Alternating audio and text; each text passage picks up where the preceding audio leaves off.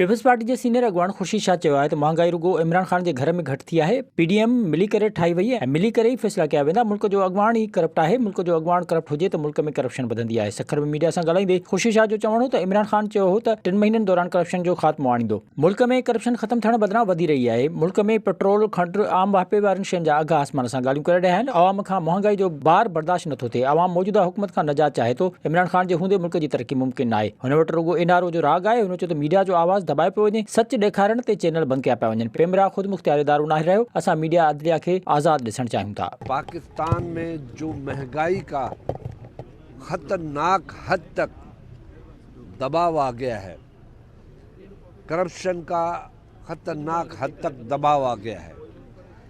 1 महीने के अंदर 2 महीने के अंदर 16 रुपए पर लीटर इजाफा हुआ है फ्यूल में। महंगाई का ये हाल है कि तनख्वाह मिडिल क्लास की नहीं बढ़ रही।